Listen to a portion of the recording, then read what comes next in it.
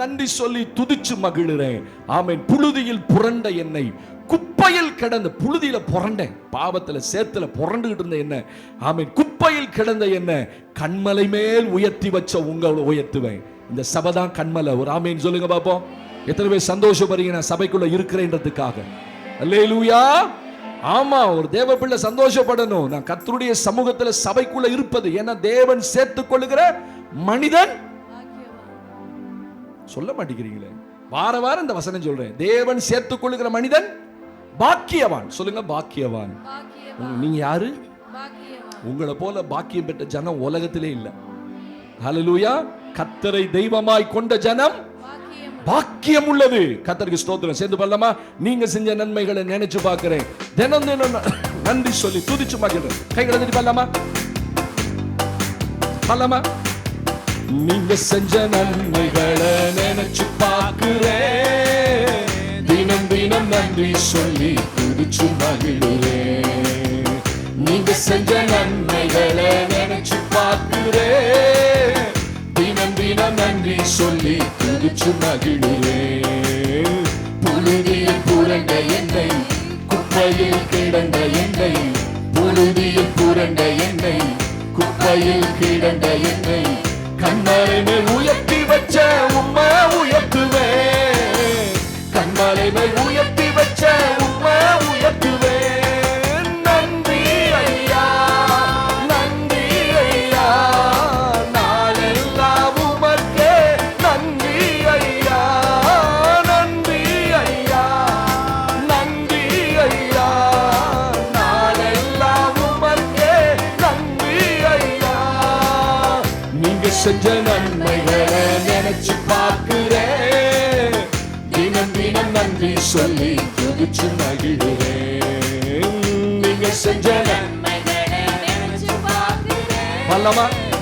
தினம் தினம் நன்றி சொல்லி துதிச்சு மகிழ்கிறேன். என் கருவை உன் கண்கள் கண்டதினாலே, உன் கரங்கள் என் வாழ்வை தொட்டதினாலே, உன் கருவை உன் கண்கள் கண்டதினாலே, உன் கரங்கள் என் வாழ்வை தொட்டதினாலே, ஒன்றுக்கு உதவாத என்ன தேடி வந்தீரே, உனது சேவைக்காக என்னை தெரிந்து கொண்டீரே, உமது என்ன தேடி வந்தீரே, உமது சேவைக்காக என்னை தெரிந்து கொண்டீரே.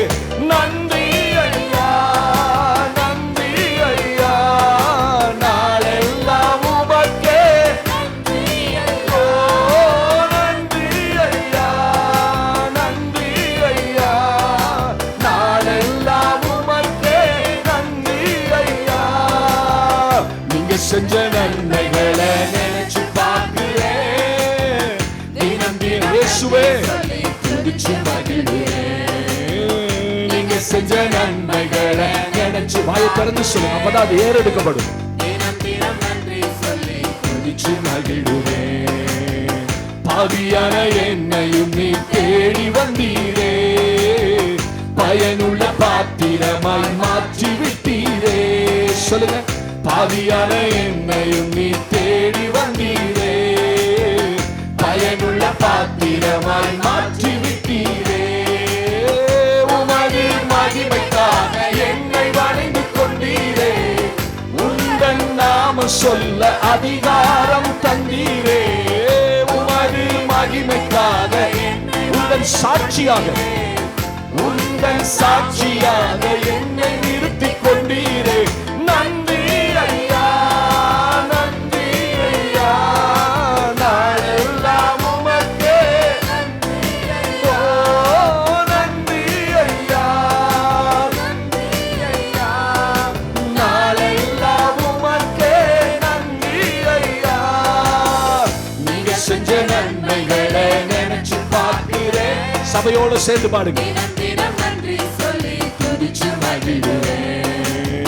நீங்க செஞ்ச நன்மைகளை நினைச்சு பார்க்கிறேன். தினம் தினம் நன்றி சொல்லி துதிச்சு மகிழ்கிறேன். புழுதியில் புரண்ட என்னை, குப்பையில் கிடந்த என்னை, புழுதியில் புரண்ட என்னை குப்பையில் கிடந்த என்ன கண்மலை மேல் உயர்த்தி வச்ச உம்மை உயர்த்துவேன். கண்மலை மேல் உயர்த்தி வச்ச சொல்லுங்க நன்றி நன்றி ஐயா நன்றி ஐயா நாளெல்லாம் உமக்கே ஐயா நன்றி ஐயா நன்றி ஐயா நாளெல்லாம் உமக்கே ஐயா. அமை பாலைவனமாயிருந்த எங்களை சோலைவனமாய் மாற்றினீரே சோலைவனமாய் மாற்றினீரையா.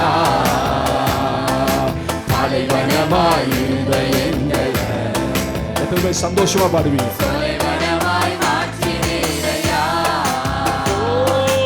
அருந்த கொடிய போலிருந்தோமே எங்களை செடியோடு இணைத்து விட்டீரே.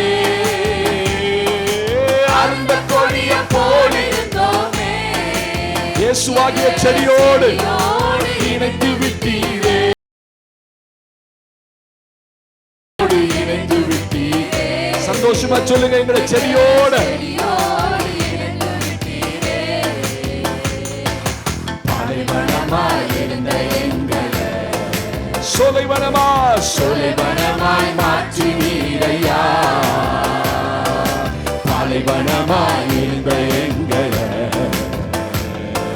சோலைவனமாய் எங்க வாழ்க்கையே கண்ணீர்ல இருந்துச்சு ஆண்டவரே. கண்ணீரிலே மூழ்கியிருந்தோமே எங்களை கழிப்பாக மாற்றினீரையா. எங்க வாழ்க்கையை சந்தோஷமா மாற்றின தேவனவர். மூழ்கியிருந்தோமே எங்களை கழிப்பாக மாற்றினீரையா. எங்களை கழிப்பாக மாற்றினீரையா. எங்களை கழிப்பாக மாற்றினீரையா. பாலைவனமாயிருந்த எங்களை பாடுவோம். சோலைவனமாய் மாற்றி அந்த மகிமை அவருடையதுதான். பாலைவனமாயிருந்த எங்களை சோலைவனமாய் மாற்றி வறண்ட நிலத்தை போலிருந்தோம். வறண்ட நிலத்தை போலிருந்தோமே எங்களை வயல்வெளியாய் மாற்றினீரையா. அல்லமா ஓ வறண்ட நிலத்தை போலிருந்தோமே எங்களை வயல்வெளியாய் உண்மையா ஓ எங்களை வயல்வெளியாய் மாற்றினீரையா. எங்களை வயல்வெளியாய் மாற்றினீரையா. பாலைவனமாயிருந்த எங்களை சபை பாடச்சு சொலைவனமாய் மாற்றினீரையா. பாலைவனமாயிருந்த எங்களை சோலைவனமாய் மாற்றினீரையா. என்ன அற்புதமான பாடல்ல.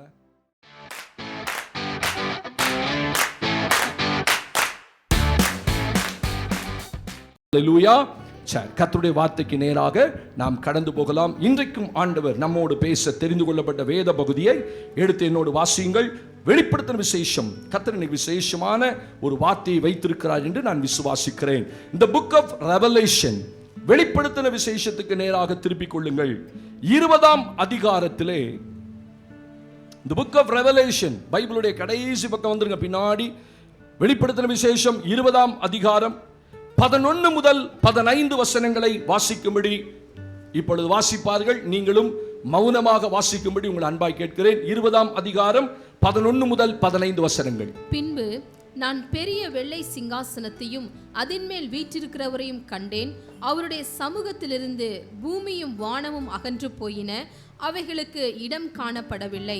மரித்தோராகிய சிறியோரையும் பெரியோரையும் தேவனுக்கு முன்பாக நிற்க கண்டேன். அப்பொழுது புஸ்தகங்கள் திறக்கப்பட்டன. ஜீவ புஸ்தகம் என்னும் வேறொரு புஸ்தகமும் திறக்கப்பட்டது. அப்பொழுது அந்த புஸ்தகங்களில் எழுதப்பட்டவைகளின்படியே மரித்தோர் தங்கள் தங்கள் கிரியைகளுக்கு தக்கதாக நியாய தீர்ப்படைந்தார்கள். சமுத்திரம் தன்னிலுள்ள மரித்தோரை ஒப்புவித்தது, மரணமும் பாதாளமும் தங்களிலுள்ள மரித்தோரை ஒப்புவித்தன. யாவரும் தங்கள் தங்கள் கிரியைகளின்படியே நியாய தீர்ப்படைந்தார்கள். அப்பொழுது மரணமும் பாதாளமும் அக்கினி கடலிலே தள்ளப்பட்டன. இது இரண்டாம் மரணம். ஜீவ புஸ்தகத்தில் எழுதப்பட்டவனாக காணப்படாதவன் எவனோ அவன் அக்கினி கடலிலே தள்ளப்பட்டான். கைகளை உயர்த்தி ஒரு ஆமென் சத்தமா சொல்லுங்க. இன்னைக்கு ஆண்டவர் நல்ல வார்த்தைகளை நமக்கு வைத்திருக்கிறார். கர்த்தருக்கு மகிமை. இன்றைக்கு ஆண்டவர் கொடுக்கிற இந்த தலைப்பு வெள்ளை சிங்காசன நியாய தீர்ப்பு. அல்லேலூயா, அல்லேலூயா, தேவனுக்கு மகிமை. இந்த வசனத்தை வாசித்து விட்டீர்கள். இங்கே கவனியுங்கள். இந்த பகுதி, இந்த 5 வசனங்களிலே என்ன எழுதப்பட்டிருக்கிறது அப்படின்னா, ஒரு வெள்ளை சிங்காசனம் ஒன்று வைக்கப்பட்டது. ஒயிட் த்ரோன் ஜட்ஜ்மெண்ட் என்று ஆங்கிலத்திலே சொல்லுவார்கள். இது எப்பொழுது நடக்க போகிறது? இது ஆண்டவருடைய ரகசிய வருகை வந்த பிறகு, இது ஆண்டவருடைய அந்த உபத்திரவ காலம் முடிந்த பிறகு, 1000 வருஷ அரசாட்சி முடிந்த பிறகு. இதெல்லாம் பைபிள்ல இருக்கு, தெரியுமா? பைபிள்ல இப்ப நாம என்ன செய்ய போறோம்ன்றதை நல்லா புரிஞ்சுக்கங்க. இப்போ ஒரு ரகசிய வருகை வரப்போகுது. ராப்சர் என்று ஆங்கிலத்தில் சொல்லுவார். ரப்சர் என்கிற வார்த்தையில இருந்தா ராப்சர் என்கிற வார்த்தை. ரப்சர் என்ன அர்த்தம்? என்ன ரொம்ப ரப்சர் பண்ற, என்ன ரொம்ப தொந்தரவு படுத்துற என்கிற வார்த்தையிலிருந்து தான் ராப்சர், ரகசிய வருகை. ஆண்டவருடைய ரகசிய வருகை வரும்போது சபை எடுத்துக்கொள்ளப்படும். அப்பொழுது உபத்திரவ காலம் ஆரம்பிக்கும். 7 வருஷம் உபத்திரவ காலம். இங்க கவனிங்க, கவனிச்சாதான் உங்களுக்கு தெரியும். நீங்க கிறிஸ்துவுக்குள்ள இருந்துட்டு எதுவுமே தெரியாம இருக்க கூடாது. ஆமென் சொல்லுங்க. இப்ப முதல்ல என்ன வரப்போகுது? ராப்சர், ரகசிய வருகை வரப்போகிறது. 2வது உபத்திரவ காலம் வரும். 7 வருஷம் யூதர்களுக்கும் அந்தி கிறிஸ்துவுக்கும் ஒரு உடன்பாடு உண்டாகும். 3 வருஷங்கள் சுகமாயிருப்பார்கள். 3 வருஷம் அவன் அந்தி கிறிஸ்து என்று தெரிந்தவுடனே அவனை விட்டு விலகுவார்கள். இதெல்லாம் நடக்கும். இதற்கு பிறகு 1000 வருஷ அரசாட்சி ஒன்று உண்டு. இந்த பூமியிலே 1000 வருஷம் நம்ம இயேசுவோட அரசால போறோம். ஆமென் சொல்லுங்க. அப்பா, இப்பதான் வெளிப்பாடே கிடைக்குது உங்களுக்கு. இந்த 1000 வருஷ அரசாட்சி முடிந்த பிறகு இப்ப நடக்கிற சம்பவத்தை ஆண்டவர் எழுதியிருக்கார். என்ன எழுதியிருக்காரு? இந்த 19ஆம் 20ஆம் அதிகாரத்திலே, பின்பு நான் பெரிய வெள்ளை சிங்காசனத்தையும் அதில் மேல் வீற்றிருக்கிறவரையும் கண்டேன். அவருடைய சமூகத்திலிருந்து பூமியும் வானமும் அகன்று போயின, அவைகளுக்கு இடம் காணப்படல. நல்ல கவனிங்க. இப்ப நிறைய சமுத்திரங்கள் இருக்கிறது, இப்ப நிறைய மலைகள் இருக்கிறது, மேகங்கள் இருக்கிறது. இதெல்லாம் ஒரு நாள் வானத்தில் வெள்ளை சிங்காசனம் வைக்கப்படும். அப்பொழுது எல்லாம் அகன்று போம். கண்ணை தூக்கி பார்த்தா மேல அவர் மட்டும்தான் தெரிவார். வெள்ளை சிங்காசனத்தில் ஒருவர் உட்கார்ந்திருப்பார். அவருக்கு முன்னாடி மரித்தோராகிய பெரியோர் முதல் சிறியோர் முதல் பெரியவர் வரைக்கும், எத்தனை பேர் சின்ன பிள்ளையில செத்தானோ, எத்தனை பேர் வாலிபர் செத்தானோ, அத்தனை பேர் உலக தோற்றம் முதற்கொண்டு, ஆதாமின் முதற்கொண்டு, நோவாவின் பேலை காலத்திலே அழிக்கப்பட்டவன் முதற்கொண்டு அத்தனை பேரும் எப்படிப்பா நிக்க முடியும்? இடம் தாங்குமாப்பா சேர்ந்த பூமி? ஸ்தோத்திரம். தாங்கும், தாங்கும். மரிச்சவர்கள் அத்தனை பேரும் நிற்பார்கள். நீங்களும் நானும் நிற்போம். ஆமென் சொல்லுங்க. ஆனா 2 விதமான கூட்டம் அங்கே பிரிக்கப்படும். ஒன்று, அவர்களுக்கான புஸ்தகங்கள் திறக்கப்படும். அப்படி நிற்கும் போது என்ன பாச நடக்கும்? புஸ்தகங்கள் திறக்கப்பட்டது, புஸ்தகம் அல்ல. அல்லேலூயா. ஒரு செய்தி வச்சிருக்கேன், ஒருவேளை கர்த்தர் சித்தமான அடுத்த வாரம் கொடுக்கிறேன். 7 விதமான புஸ்தகங்கள். பைபிள்ல எத்தனை புஸ்தகம் இருக்கு? 7 books. என்னென்ன புஸ்தகம் இருக்கு அடுத்த வாரம் சொல்றேன், சரியா? அதுல என்னென்ன புஸ்தகங்கள்லாம் எப்படிலாம் எதற்காக அந்த புஸ்தகங்கள் வைக்கப்பட்டது. இப்ப புஸ்தகங்கள் திறக்கப்பட்டது பொதுவா சொல்லிட்டார். எதுக்காக திறக்கப்பட்டது? மரித்தோர் அத்தனை பேர் உயிரோடு எழுந்து நிற்பார்கள். அதில் எழுதப்பட்டவைகளின்படியே அவரவருக்கு நியாய தீர்ப்பு வழங்கப்படும். எதுக்காக இந்த வெள்ளை சிங்காசனம்? நியாய தீர்ப்புக்காக. ஆமென் சொல்லுங்க பாப்போம். அத்தனை பேரையும் உலக தோற்றம் முதற்கொண்டு இருக்கிற அத்தனை பரிசுத்தவான்கள், பாவிகள், பரதேசி எல்லாத்தையும் கர்த்தர் நிறுத்தியிருப்பார். எல்லார் முகமும் அந்த வெள்ளை சிங்காசனத்துக்கு நேராக கொண்டு போகப்படும். அத்தனை பேர் அவரையே பார்ப்பாங்க. புஸ்தகங்கள் ஒண்ணு ஒண்ணா திறப்பாரு. ஸ்தோத்திரம். இந்த புஸ்தகங்களில் எழுதப்பட்டவைகளின்படியே யார் அவங்க? இன்னொரு புஸ்தகமும் திறக்கப்பட்டது. அதுக்கு பேரு ஜீவ புஸ்தகம். ஆமென் சொல்லுங்க பாப்போம். அல்லேலூயா. அதில் எழுதப்பட்டவைகளின்படியே அதில் உள்ளவர்களுக்கு அங்கே நியாய தீர்ப்பு வழங்கப்படும். நல்லா கவனிங்க. பைபிள் சொல்லுது, இந்த புஸ்தகத்தில் பெயர் எழுதப்படாதவன் எவனோ அவன் அக்கினியும் கந்தகமும் கலந்த கடலிலே தள்ளப்படுவான். இதுவே இரண்டாம் மரணம். அது யாரு? இயேசுவை அறியாதவர்கள், தருணம் கொடுத்தும் மனம் திரும்பாதவர்கள், ஸ்தோத்திரம், பாவத்திலே வாழ்ந்து பாவத்திலே மரித்தவர்கள், உலகத்துக்காக வாழ்ந்து உலகத்துக்காக மரித்தவர்கள். அவர்களுக்கெல்லாம் தருணம் கொடுக்கப்படலன்னு அர்த்தம் இல்ல, தருணம் கொடுக்கப்பட்டது. அவர்கள் இயேசுவை வேண்டாம் என்று சொன்னவர்கள். அல்லேலூயா. அவர்களுக்கு என்ன முடிவு? அக்கினியும் கந்தகமும் கலந்த கடலிலே தள்ளப்படுவார்கள். ஸ்தோத்திரம். அந்த புஸ்தகத்தில் எழுதி வச்சிருப்பார், இவன் என்ன அக்கிரமம் பண்ணா, என்ன பாவம் பண்ணா, என்ன அநியாயம் பண்ணா, எல்லாம். ஏன்னா அதெல்லாம் மன்னிக்கப்படலை. அதனாலதான் அந்த புஸ்தகத்தை அப்படியே எழுதப்பட்டபடி அப்படியே சொல்லிட்டார், இந்த உனக்கு. ஆனா இன்னொரு புஸ்தகம், அப்ப அந்த அக்கினி கலந்த கண்டகள்ல யார் இருப்பா? பிசாசும் அவன் தூதர்களும் இருப்பார்கள். எங்க இருக்கு? அதே அதிகாரத்தில் 20ஆம் அதிகாரத்தில் மேல வசனத்தில் பாருங்க, தேவனுக்கு மகிமை உண்டாகட்டும், ஹalleluya. எடுத்துக்கொள்ளுங்கள் 10ஆம் வசனத்தில், மேலும் அவர்களை மோசம் போக்கின பிசாசானவன் மிருகமும் கள்ளத்தீர்க்கதரிசியாகிய இடமாகிய அக்கினியும் கந்தகமும் கலந்த கடலிலே தள்ளப்பட்டான். அவர்கள் இரவும் பகலும் சதா காலங்களிலும், ஏற்கனவே பிசாசு நியாயத்தீர்ப்படைந்து அந்த கந்தக கடல்ல அக்கினி கடல்ல தான் இருக்கிறான். இந்த கூட்டமும் சாதாரண கூட்டம் இல்ல, உலக தோற்றம் முதல் இப்பவே பூமியில 800 கோடி ஜனங்கள் இருக்கிறாங்க. இப்ப அட் பிரசன்ட் 21ஆம் நூற்றாண்டுல 800 கோடி, 800 crores, 800 கோடி ஜனங்கள் வாழ்ந்து கொண்டிருக்கிறார்கள். இதுல இயேசுவை அறிந்தவர்கள் தனியா பிரிச்சு எடுத்தா 3%. 3 கோடி 30 கோடி பேர் தான் ஆண்டவரை அறிந்தவர்கள், born again Christians. ஆனா உலகம் முழுவதும் எவ்வளவு கிறிஸ்தவர்கள் இருக்கிறாங்க? 650 கோடி கிறிஸ்தவர்கள் இருக்கிறாங்க.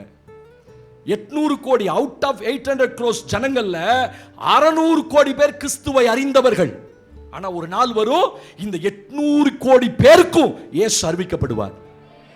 சாட்சியாக அறிவிக்கப்படும் போது இந்த ராஜ்யத்தின் முடிவு வரும். அது வரைக்கும் முடிவு வராது. எல்லாருக்கும் இயேசு அறிவிக்கப்படுவார். பாருங்க, இவ்வளோ தடைகளும் இவ்வளோ பிரச்சனையும் இந்தியாவில் இருந்தாலும் சுவிசேஷம் அறிவிக்கப்பட்டு தானே இருக்குது.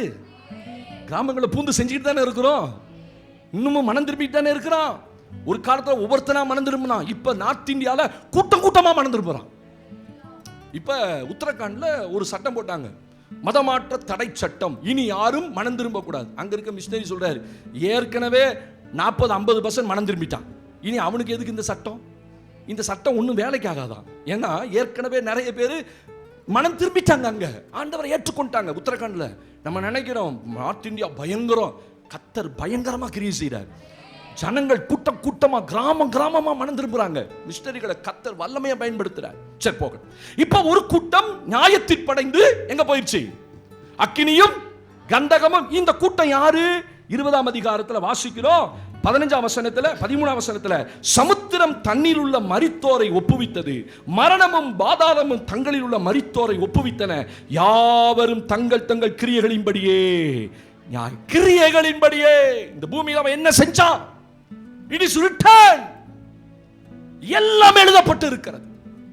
நீ எங்க போன, எங்க வந்த, என்ன பேசன, எங்க நின்று என்ன திருட்டுத்தனம் பண்ண. ஸ்தோத்திரம். ரட்சிக்கப்பட்ட தேவ பிள்ளை போகக்கூடாத இடத்துக்கு போகும்போது அவருடைய எல்லாம் ரிட்டன், எல்லாம் எழுதிப்பார், தப்ப விட மாட்டார். ஆமென். தங்கள் கிரியைகளின்படியே குடிச்சான், வெறிச்சான், போனா, விபச்சாரம் பண்ணா, வேசித்தனம் பண்ணா, சினிமா தியேட்டர் போனா, ஓ எல்லாம் அத்தனை எழுதிப்பார். அவன் பதிலே சொல்ல முடியாது. அப்ப பைபிள் சொல்லுது 13ஆம் வசனத்துல, சமுத்திரம் தண்ணீர் உள்ள மரித்தோரை. அது யாரு? சமுத்திரத்தில் போகும்போது கப்பல் ஆக்சிடென்ட்ல மரிச்சான் பாத்தீங்களா? ஒசாமா பின் லாடனை தூக்கி அங்க போட்டான், கடலுக்குள்ள போட்டான் பாத்தீங்களா? இந்த சமுத்திரம் யார் யாரெல்லாம் நோவா காலத்துல கோடிக்கணக்கான பேர் மரிச்சான் பாத்தீங்களா சமுத்திரத்துல? அவன் எல்லாம் அந்த மரித்து அந்த சமுத்திரம் திருப்பி ஆண்டவர்கிட்ட கொடுக்குமா, ஆண்டவரே என் கணக்கு இதான், இத்தனை பேர் தான் எனக்குள்ள மரிச்சானு. அடுத்து சொல்லுது, மரணமும் பாதாளமும். எத்தனை பேர் கொள்ளை நோய் வந்து மரித்து போனார்கள், அதான் மரணம். பட்டயத்தில் எத்தனை பேர் மரிச்சு போனான். தற்கொலை என்கிறது மரணம். மரணத்துக்கு கீழே எத்தனை வரும்? இந்த மரணத்துக்குள் மரித்தவர்கள் அத்தனை பேர் மரணம் ஒப்புவிக்குமா. அடுத்து பாதாளம். ஸ்தோத்திரம். பாதாளத்துக்குள்ள இருக்கிற அத்தனை பேரையும் பாதாளம் கொண்டு போய் அவற்றை ஒப்பு கொடுக்கும். நல்லா கவனிங்க, இதுல இன்னொரு புஸ்தகம் திறக்கப்படுமா? ஆமென் சொல்லுங்க பாப்போம். அந்த புஸ்தகத்து பேர் என்ன? The Book of Life. ஜீவ புஸ்தகம் என்னும் வேறொரு புஸ்தகமும் திறக்கப்பட்டது. ஸ்தோத்திரம். அதுலதான் நீங்களும் நானும் வருவோம். எப்படி உட்காந்துருக்கு பேர்? நீங்களும் நானும் வருவோன்னு எப்படி உட்காந்துருக்கீங்க பேர்? புரியுதா இல்லையா நான் சொல்றது? ஐயோ ஆண்டவரே, இந்நேரம் துள்ளி குதிச்சு ஆமேன் அப்படின்றீங்கன்னா பரவாயில்ல. ஆமீன் போய் அங்க சேர்ந்துக்குங்க. ஆமீன், அவ்வளவுதான். நமக்கு அவங்களுக்கு ஒரே வார்த்தை தான். நம்ம ஆமேன்றோம், அவன் ஆமீன், முடிஞ்சு போச்சு. ஜாமீனும் கிடையாது, ஒன்றும் கிடையாது அந்த ஆமீனுக்கு. அல்லேலூயா. ஆமீனுக்கு மட்டும்தான் எல்லாம் கர்த்தர் கொடுப்பார். தோத்திரம். இப்ப ஜீவ புஸ்தகங்கள் திறக்கப்பட்டது, அவைகளில் எழுதப்பட்டவைகளின்படியே. இப்ப எனக்கு ஒரு தாட் வந்துச்சு அந்த இடத்துல வாசிக்கும். என்ன எழுதியிருப்பார்? என்ன எழுதியிருப்பார்? அவைகளில் எழுதப்பட்ட. அப்ப என் பேரை அவர் உலக தோற்றத்துக்கு முன்னே தெரிந்து கொண்டு ஜீவ புஸ்தகத்தில் பெயர் எழுதி குறித்த காலத்தில் என்னை சந்தித்து என்னை ரட்சித்து என்னை சபைக்குள்ள கொண்டு வந்து உட்கார வச்சு இப்ப என் பேர் எங்க எழுதப்பட்டிருக்கு? அப்பா, உங்க பேரு it is written in the life book of life. அதில் பெயர் எழுதப்படாதவன் எவனோ அவன் அக்கினியும் கந்தக கடல்ல போவான். ஒரு முறை எழுதிட்டார்னா அதுக்கு பிறகு ஒரு முறை எழுதிட்டார்னா அதுக்கு பிறகு திருத்துவாரு.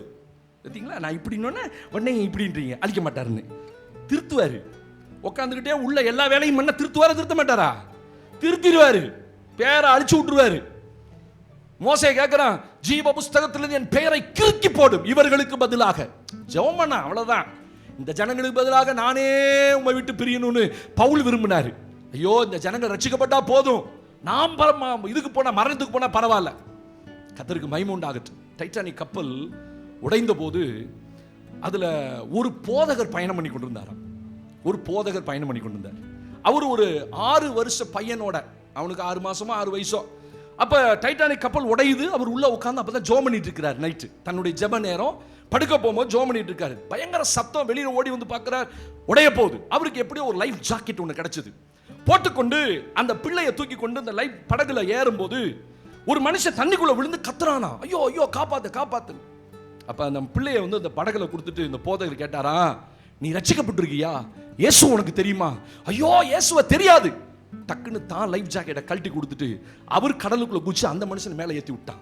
அவர் சொன்னாரா, நான் ஏற்கனவே ரட்சிக்கப்பட்டு பரலோகத்துல போயிட்டேன், ஜீவ புஸ்தகத்தில் என் பெயர் எழுதப்பட்டாயிற்று, உன் பெயர் எழுதப்படனா நீ போய் இயேசுவை ஏற்றுக்கோ. அப்படிலாம் பரிசுத்தவான்கள் வாழ்ந்த பூமி பாது. அந்த மனுஷன் கடைசியில் டைட்டானிக் கப்பலில் காப்பாற்றப்பட்ட எல்லா ஜனங்களையும் உட்கார வச்சு ஒரு பெரிய ஃபங்க்ஷன் நடத்தும் போது சொன்னானா, அந்த மனுஷனால இன்றைக்கு நான் ரட்சிக்கப்பட்டிருக்கிறேன். ஒருவேளை அன்னைக்கு தண்ணியில மூழ்கி இருந்தா நான் இன்னும் பரலோகத்துக்கு போயிருக்க முடியாது. அப்ப ஜீவ புஸ்தகத்தில் பெயர் எழுதப்பட்டவர்கள் நீங்களும் நானும்.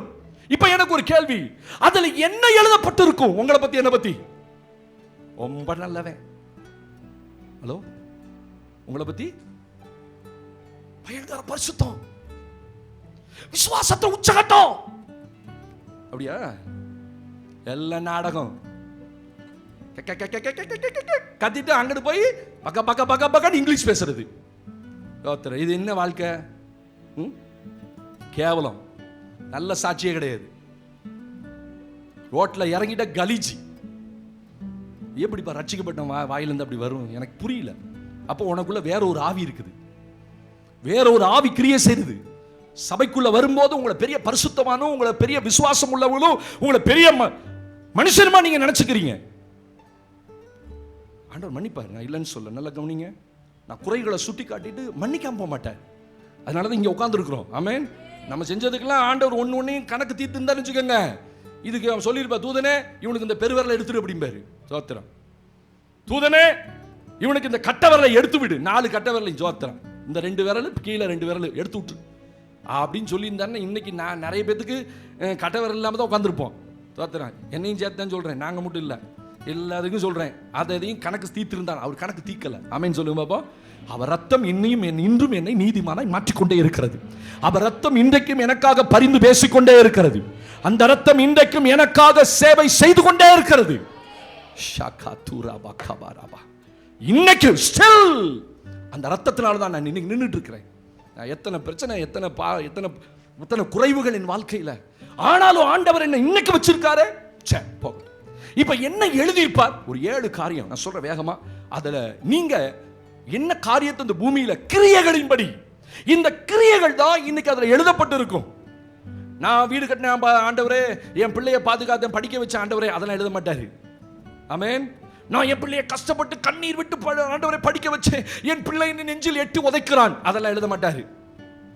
நீ அது உன் குடும்பத்துக்காகப்பட்ட, நீ அது உன் பிள்ளைகளுக்காகப்பட்ட.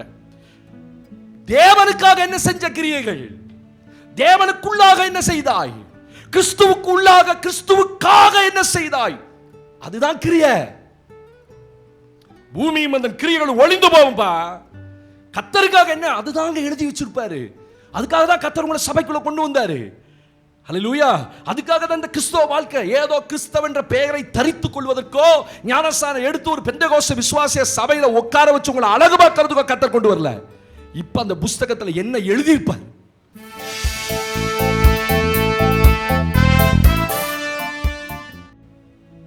எழுதினபடியே தானே நியாயத்திருப்பாரு. வாசிங்கள் என்னோடு கூட. தேவனுக்கு மகிமை உண்டாகட்டும். முதலாவது ஒரு சம்பவத்தை நீங்களும் நான் வாசிக்கிறோம். 2 கொரிந்தியர் 1 அதிகாரம் 11 அதிகாரம். 2 Corinthians chapter 11. 2 கொரிந்தியர் 11 அதிகாரம் 20 வசனத்தை நாம் வாசிக்க கேட்க போகிறோம். 2 Corinthians chapter 11 verse 20. ஒருவன் உங்களை சிறையாக்கினாலும், ஒருவன் உங்களை சிறையாக்கினாலும், ஒருவன் உங்களை பட்சித்தாலும், ஒருவன் உங்களை கைவசப்படுத்தினாலும், ஒருவன் தன்னை உயர்த்தினாலும், ஒருவன் தன்னை உயர்த்தினாலும், ஒருவன் உங்கள் முகத்தில் அறைந்தாலும், ஒருவன் உங்களை முகத்தில் அறைந்தாலும் சகித்திருக்கிறீர்களே, சகித்திருக்கிறீர்களே. ஒரு ஆமென் சொல்லுங்க. 2 கொரிந்தியர் 11 அதிகாரம் 20 வசனத்துல 254 பக்கத்துல அவர் சொல்றாரு, 20 வசனத்துல, ஒருவன் உங்களை சிறையாக்கினாலும், ஒருவன் உங்களை பட்சித்தாலும், ஒருவன் உங்களை கைவசப்படுத்தினாலும், ஒருவன் உங்களை உயர்த்தி தன்னை உயர்த்தினாலும், ஒருவன் உங்களை முகத்தில் அறைந்தாலும் சகித்திருக்கிறீர்களே. நீங்க ஆண்டவருக்காக என்ன சகிச்சீங்களோ அதை அங்க எழுதி வச்சிருப்பார்.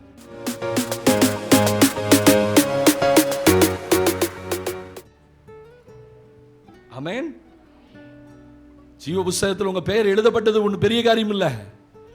உங்களுக்கு பேஜ் இருக்கும்ல, உங்க பக்கங்கள் இருக்கும்ல, உங்க பேரை போட்டு தேவதூதன் ஒருத்தர் ரெக்கார்ட் பண்ணிட்டு இருக்கான்ல. அன்றாட நிகழ்ச்சிகளை, அன்றாட வாழ்க்கையை தேவதூதன் ரெக்கார்ட் பண்றான்.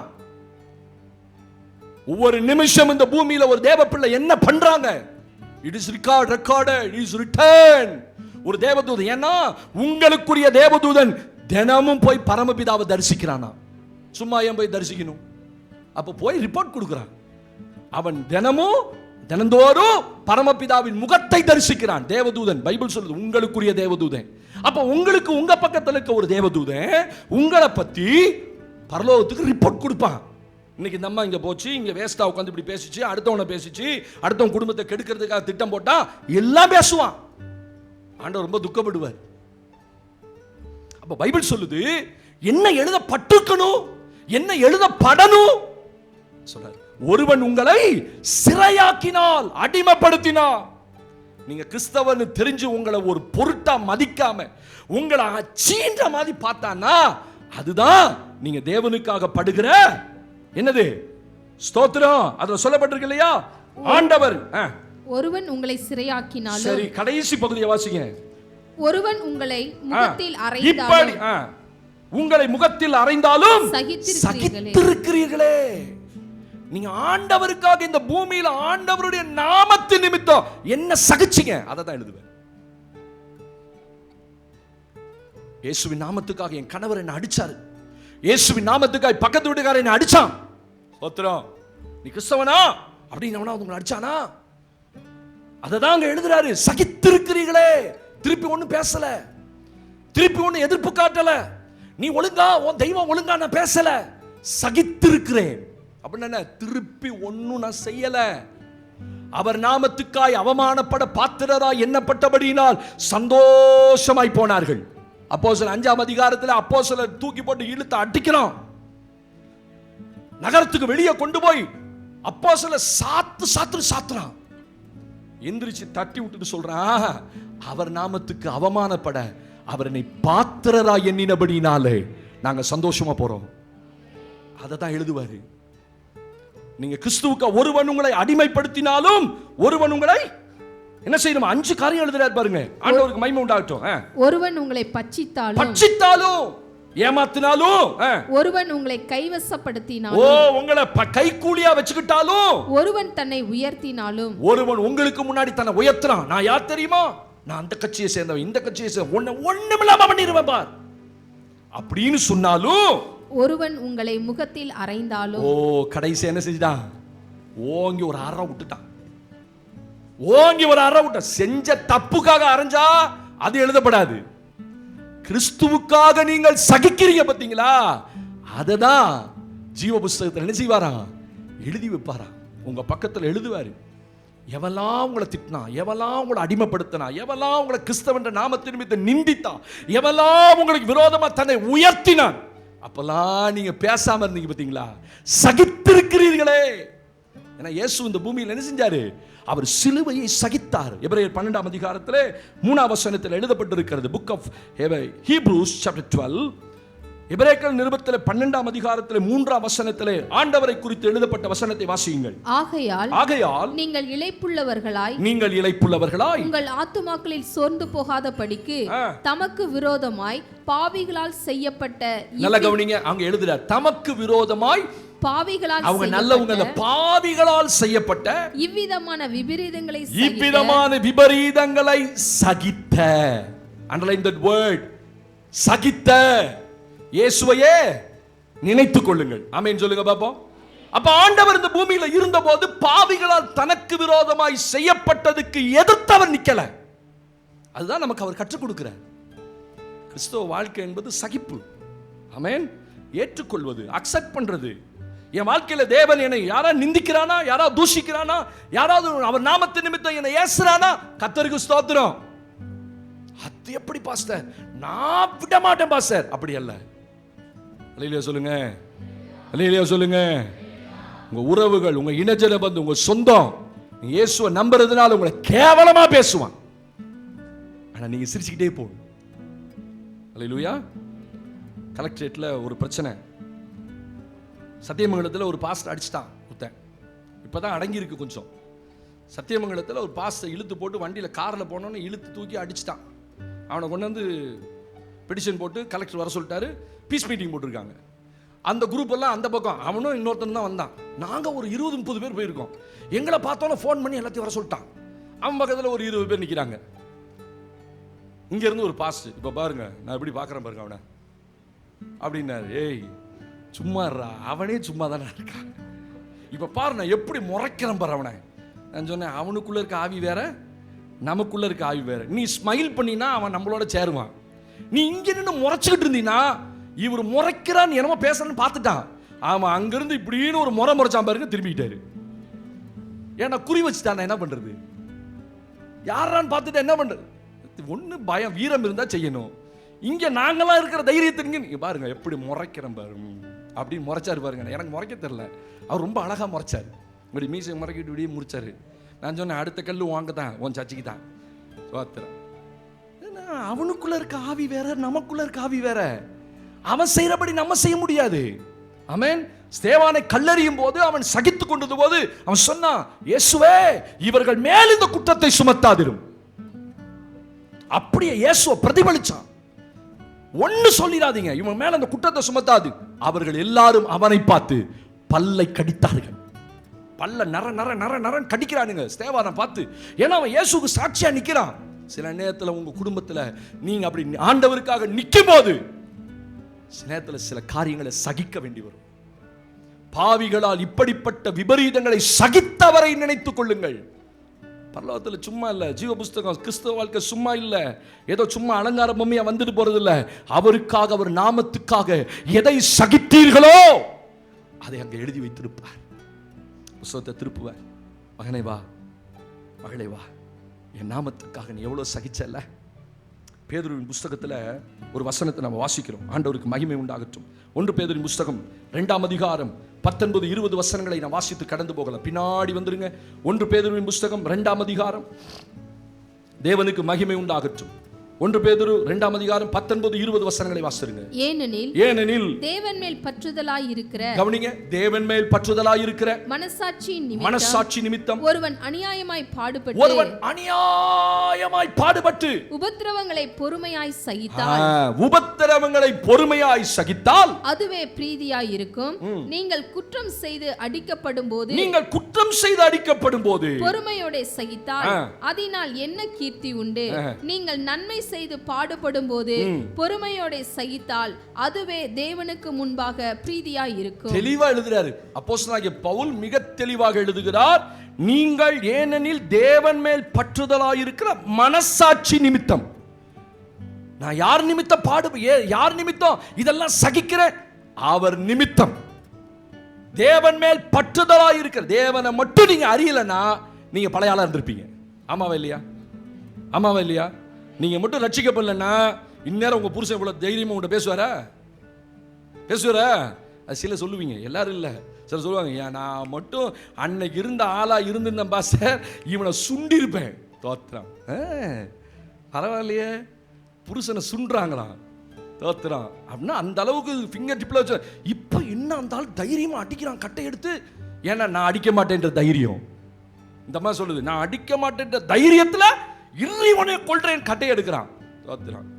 இந்த அம்மா பொறுத்து பார்த்துட்டு கட்டை எடுக்கிற மாதிரி தான் போச்சு, ஓடிய போயிட்டான். அவ்வளோதான் வித்தியாசம். அவ்வளோதான். இது சொன்னிச்சு, நான் பொறுத்து பார்த்தேன் பாசம், ஒன்றுமே செய்யலை, நான் அடிக்கணுன்ற எண்ணம்லாம் இல்லை, கட்டையை மட்டும் தூக்குற மாதிரி போனேன். விட்டாம ஒரு ஓட்டம் வெளியில் போனவன் சாயந்தரம் தான் வந்தார் தலைவர். அது 2ஆ வந்தார், அடியே வாங்கலான்ட்டான்.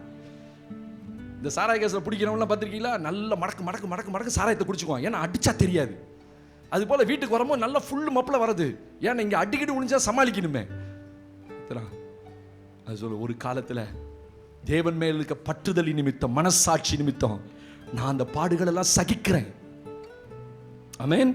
சர்ச்சுக்கு போகாத, ஜோம் பண்ணாத, நீ ஜோம் பண்ணா எனக்கு ஒரு மாதிரி இருக்குது, ஸ்தோத்திரம், இதெல்லாம் நான் சகிக்கிறேனே சொல்றாரு. பாடுபட்டு சகித்தால் அதனால உங்களுக்கு என்ன லாபம்? தப்பு செஞ்சுட்டு அடி வாங்க கூடாது, தப்பு செஞ்சுட்டு சகிக்க கூடாது. தப்பு செய்யாம தேவன் நிமித்தம், மனசாட்சி நிமித்தம் நான் அவருக்காக பாடுகளை சகித்தால் அதுவே பிரீதியாயிருக்கும், அதுவே நன்மையாயிருக்கும். அதான்ப்பா எழுதப்பட்டிருக்கும். ஆண்டவருக்காக, ஆண்டவருடைய நாமத்துக்காக நீங்க பட்ட பாடுகளை சகித்தீர்கள் அல்லவா, அந்த சகிப்பதான் ஆண்டவர் பெறட்டுவார். என் மகளை, நீ இவ்வளவு சகிச்சிருக்கியா? உன்னை இத்தனை தூசிக்கும் போது, இத்தனை பேசும்போது, இத்தனை அவமானப்படுத்தும் போது, உன் குடும்பமே உனக்கு விரோதமா நின்று இத்தனை வார்த்தைகளை பேசி நியாயம் தீர்க்கும் போது நீ ஒண்ணுமே சொல்லல, வா, பிதா ஆயத்தம் பண்ணின ராஜ்யத்துக்குள் நீ பிரவேசி. ஆமென். அதுதான் உங்களுக்கு ரிவார்டு. அதுதான் அங்கே எழுதப்பட்டிருக்கும். 2வது என்ன எழுதியிருப்பாரு? ஆண்டவருக்கு மகிமை உண்டாகட்டும். ஹல்லேலூயா, ஸ்தோத்திரம். 1 தீமோத்தேயு 6ஆம் அதிகாரம், 1 தீமோத்தேயு 6ஆம் அதிகாரத்திலே 12ஆம் வசனத்தை வாசிக்கும் போது, 1 தீமோத்தேயு 6ஆம் அதிகாரம் 12ஆம் வசனத்தை எடுத்துக்கொள்வோம். வாசியுங்கள். விசுவாசத்தின் நல்ல 290ஆம் பக்கம் வாசிமா. விசுவாசத்தின் நல்ல போராட்டத்தை போராடு, நித்திய ஜீவனை பற்றிக்கொள், அதற்காகவே நீ அழைக்கப்பட்டாய். அநேக சாட்சிகளுக்கு முன்பாக நல்ல அறிக்கை பண்ணினவனுமாயும் இருக்கிறாய். அப்போஸ்தலனாகிய பவுல் தீமோத்தேயுங்கிற இளம் ஊழியக்காரனுக்கு எழுதுகிறார், விசுவாசத்தின் நல்ல போராட்டத்தை போராடு. தேவனுக்கு மகிமை. கர்த்தர் நல்லவர், கர்த்தர் மகிமைப்படுவாராக. What it is written, அங்கே என்ன எழுதப்பட்டிருக்கும்? தேவனுக்குள்ள நீங்க போராடின போராட்டங்கள் எழுதப்பட்டிருக்கும்.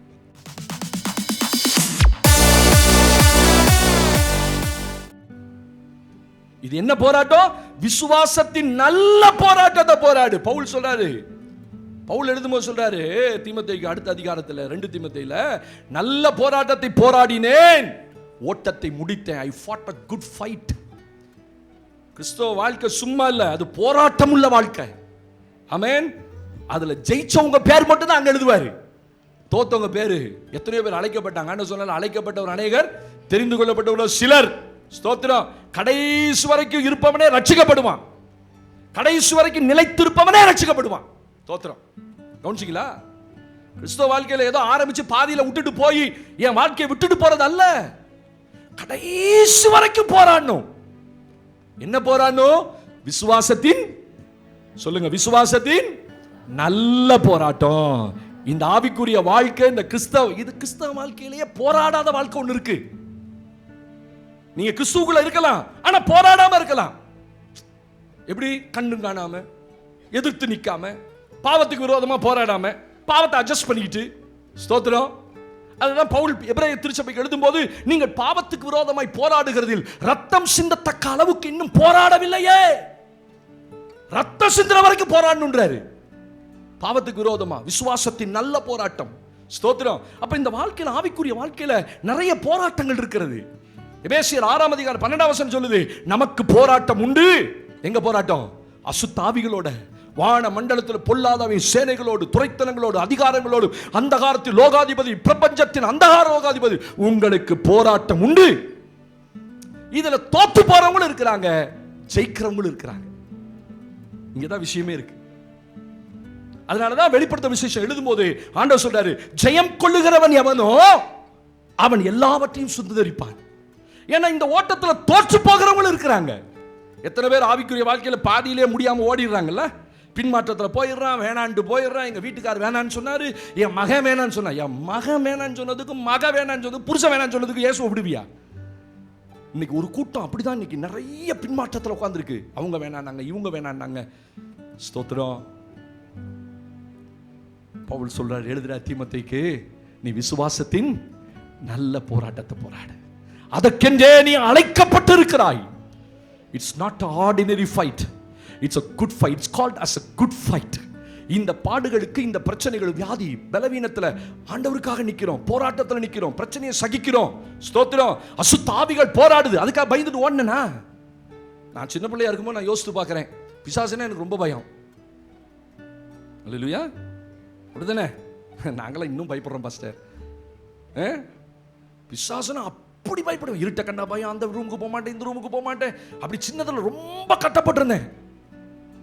இப்ப ஆண்டவர் கூட இருக்கிறனால அது நம்மளை கண்டு பயந்து ஓடுது. சி, ஆவிக்குரிய அதுக்காக இவ்வளோ பெரிய பிசாசு, இவ்வளோ பெரிய பிசாசு எப்படி எடுத்து நிற்பேன்?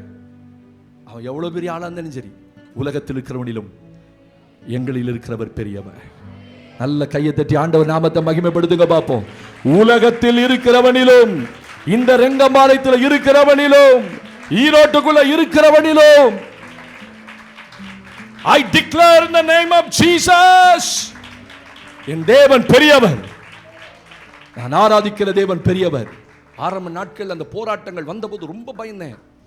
பயங்கள் எல்லாருக்கும் உண்டு தானே, உள்ளே பயமும் புறம்பே போராட்டங்கள் பவுலே எழுதுறாரு. ஆவிக்குரிய வாழ்க்கையில் நிறைய பயங்களை கடந்து தான் நம்ம வரோம். ஆனா இன்னைக்கு ஒரு பெரிய தெளிவு, எவ்வளவு பெரிய ஆளா இருந்தாலும் சரி, நீ எங்களுக்கு அடங்கினவன் தான். அப்ப போராட்டம் என்பது நம்ம இந்த உலகத்துல எதுக்கு எவ்வளவு விரோதமா நம்ம போராடணுன்றதை கர்த்தர் எழுதுவார். பாவ சோதனை வந்த போது நீ எப்படி அதை ஜெயிச்ச எழுதியிருப்பார். இல்ல பாஸ்டர், எனக்கு நேரம் வரும்போது அப்பப்ப அந்த பண்ணிக்குவேன், அப்பப்ப அந்த தப்ப பண்ணிக்குவேன், அப்புறம் மனம் திருப்பிக்குவேன். அது அல்ல. விழுந்து விழுந்து எந்திரிப்பது ஆவிக்குரிய வாழ்க்கை அல்ல. தேவனுக்காக நிற்பதுதான் ஆவிக்குரிய வாழ்க்கை. அல்லேலூயா. விழுந்தாலும் எந்திரிச்சுக்கணும், டக்குன்னு உதறி விட்டு எந்திரிச்சுக்கணும். அதை காம்ப்ரமைஸ் ஆகக்கூடாது, அதுக்கு பொய் சாக்கு சொல்லக்கூடாது. ஆவிக்குரிய வாழ்க்கையில மிகப்பெரிய பாவம் என்னன்னா, செய்கிற தப்ப மறைக்கிறதா பாவம். செஞ்சதை அப்படியே ஒத்துக்கணும். ஆமா ஆண்டவர், இங்க போனேன், இங்க பார்த்தேன், இங்க பேசுனேன், இங்க கொண்ட, இங்க ஊரை சுத்தினேன், இப்படி பண்ணேன், அப்படி பண்ணேன், அப்பப்ப கொஞ்சம் கொஞ்சம் அப்படி எப்படி வேற மாதிரி இருந்தேன், என்ன மன்னிச்சிருங்க, அதோட வந்துடணும் வெளியில. ரொம்ப சந்தோஷம். ஒரு வாலிபன் 2 நாளா வந்து சொல்றான், பாச இப்பெல்லாம் நான் குடிக்கிறது இல்லை. என்கிட்டே சொல்றான், இப்பெல்லாம் குடிக்கிறது இல்லை. நான் ஒன்றும் தப்பாக நினைக்கல. சரி பரவாயில்ல, அவனுக்கு இருக்கிற பலவீனம், அவன் கூட இருக்க நண்பர்கள், அவன் கூட இருக்க பட்டாளம் அப்படி இருக்குது. ரொம்ப சந்தோஷம்டா. இப்போ நான் அந்த பக்கமாக போகிறேன், அதே டாஸ்மார்க் பக்கம். அதை பார்த்து நான் ஜோம் பண்ணுறேன், ஆண்டவரே இவங்களுக்கெல்லாம் புத்தியை கொடுங்க. நீ அங்கே இருக்கும்போது நான் ஜோம் பண்ணேன், இவனுக்கு புத்தியை கொடுங்க ஆண்டவரே. அவனுக்கு புத்தியை கொடுங்கன்னு தான் நான் ஜோம் பண்ணேன். இன்னைக்கு அவன் சொல்கிறான், அவனுங்களுக்கெல்லாம் புத்தியை கொடு. ஏன் பாச இப்படிலாம் இருக்கிறானுங்க? நான் 1 மாதம் முன்னாடி உன்கிட்ட கேட்டேன், நீ ஏன்டா இப்படி இருக்கேன்னு. இப்போ அவன் என்கிட்ட கேட்குறான், அவனுங்கெல்லாம் ஏன் பாஸ் இப்படி இருக்கான்னு. என்னமா பேசுகிறானுங்கப்பா, எனக்கே புரியல. நான் சொன்னேன், இது எத்தனை காலம்னா போகும்னு. இது சோடா பாட்டிலா, கேஸா, இல்லை கடைசி வரைக்கும் நிற்குமா? இல்லை இனிமேல் தெளிவாக இருப்பேன். நான் சொன்னேன், நீ குடிச்சாலும் தெளிவாக தான் இருக்கிறாள். நீ குடிச்சாலும் தெளிவா இருக்கிற ஆளு. தோத்திரம். அப்பவே பாசன அந்த மரியாதைலாம் இருக்கும் பாருங்க. பாசன கரெக்டா பேசுவான். வாஸ்டர் சொல்லுங்க, அவன்தான் அதேதான். இப்ப தெளிவா பேசுறான். சோத்திரம். அல்லேலூயா. நான் குடிக்கிறது இல்லை, ரொம்ப சந்தோஷம். மனம் திரும்புவது குறித்து சந்தோஷப்படுறேன். ஒரு பாவி மனம் திரும்பினா, ஒவ்வொரு முறையும் மனம் திரும்பினா பரலோகம் சந்தோஷப்படுமா? அப்ப இந்த உலகத்துல நம்ம நிறைய போராடுறோம். பாவத்துக்கு விரோதமா, பரிசுத்தத்துக்காக போராடுறோம். அசுத்த ஆவிகளோட எத்தனை போராட்டம் வருதா இல்லையா உங்களுக்கு? ஐயோ, எனக்கெல்லாம் போராட்டமே வரலன்னு சொன்னா நீங்க எங்கேயோ ராங்ல உட்காந்துருக்கீங்கன்னு அர்த்தம். ஐயோ, நாங்களும் நல்லா படுக்கிறோம், நல்லா தூங்குறோம், ஒண்ணுமே வரதில்லை பாஸ்டர். நீ முதல்ல மனுஷனான்னு பார்க்கணும். இல்லையா? ஏன்னா மனுஷனா இருந்தா மனுஷியா இருந்தா என்ன வரணும்? போராட்டம் வரும். மாம்சத்துல போராட்டம், கண்கள்ல போராட்டம், கைகள்ல போராட்டம், இருதயத்துல போராட்டம், இருதய சிந்தனையில போராட்டம், புத்தியில போராட்டம், மனதுல போராட்டம், எண்ணங்கள்ல போராட்டம், நினைவுகள்ல போராட்டம், சிந்தனைகள போராட்டம், எல்லாம் போராட்டம். திருமண பக்கமெல்லாம் போராட்டம். ஆனா இதுல ஒருத்தன் ஜெயிச்சு நிக்கிறான்னா, நீ எப்படி ஜெயிச்சத பரலோகம் எழுதும். அதுதான் நீங்க அவருக்காக என்ன போராடினீர்கள் இந்த பூமியில. நீ எப்படிலாம் இந்த விசுவாச வாழ்க்கையில போராடினீங்க. ஸ்தோத்திரம். தோத்து போனவன ஒரு நாள் பரலோகம் ஏற்றுக்கொள்ளாது. ஜெயிச்சவனை மட்டும் தான் பரலோகம் ஏற்றுக்கொள்ளும். ஆனா ஜெயிப்பதற்கு ஜெயித்த கிறிஸ்து உங்களோடு இருக்கிறார். இந்த உலகத்தில் ஜெயிப்பதற்கு யார் அவங்களோட இல்ல. ஆனா இந்த கிறிஸ்தவ ஓட்டத்தில் நீங்க ஜெயிப்பதற்கு உங்களுக்கு முன்பாக ஓடி எல்லாவற்றிலும் தன்னை பூரணப்படுத்தின ஜெயித்த இயேசு உங்களோட இருக்கிறார். பயப்படாதீங்க, உங்களை தோக்கவே விட மாட்டார். அதையில சொல்லுங்க பாப்போம். ஐயோ, எனக்கு எதாயிடுமோ, பாதியில் போயிடணும், விட்டுட்டு போயிடணும். ஒரு அம்மா வந்துச்சு, எதுக்கு ஜெபம் பண்ணணும்? எனக்கு திடீர்னு பயம் வந்துருச்சு, நான் எங்கேயாவது ஆண்டவரை விட்டு போயிடுவேன்னு. அதுவே பயங்கர பிசாசு. அப்படி வரவே கூடாது. ஆமென் சொல்லுங்க. அதான் முதல் படிக்கீழ விழுவுறதுக்கு அப்படிதான் விதப்பான். நீ சொல்லு, இயேசுவின் நாமத்தில் நான் ஆண்டவரோட உறுதியாக நிற்பேன். நான் சொன்னேன், கூப்பிட்டு நிற்க வச்சு நான் ஒரு சின்ன ஜெபம் பண்ணி இந்த ஜெபத்தை சொல்லு. ஆண்டவரே, நான் கடைசி வரைக்கும் உங்களோட தான் இருப்பேன், உங்களை விட்டு போக மாட்டேன். நீ சொல்லுமா, ஆண்டவரே என்னை காப்பாத்துங்கன்னு ஜெபம் பண்ணாத, நீ உடன்படிக்கை பண்ணு. அப்படிலாம் போராட்டம் வரும்போது, ஆண்டவரே என் பரிசுத்தத்தில் நிற்பேன், என் விசுவாசத்தில் நிற்பேன், நீங்க எனக்கு உதவி செய்யுங்க. அதுதான் சரியான ஜெபம்.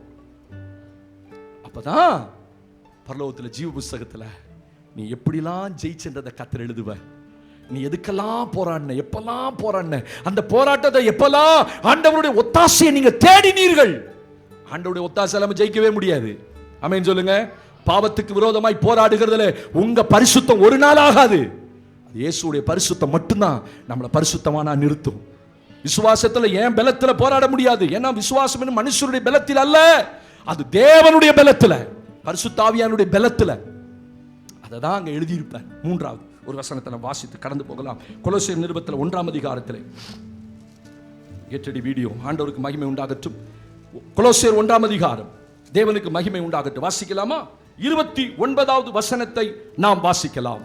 அதற்காக நான் எனக்குள்ளே வல்லமையாய் கிரியை நடப்பிக்கிற அவருடைய பலத்தின்படி போராடி பிரயாசப்படுகிறேன். பவுல் அந்த வசனத்தை முடிக்கும் போது கவனிங்க, கொலோசிய திருச்சபைக்கு பவுல் பேசும்போது, நான் எனக்குள்ளே வல்லமையாய் கிரியை நடப்பிக்கிற அவருடைய பலத்தின்படி போராடி பிரயாசப்படுறேன்னு எழுதுறார். இந்த பூமியில நீங்க ஆண்டவருக்காக என்ன பிரயாசப்பட்டீர்களோ அதை அங்க எழுதி வச்சிருப்பார்.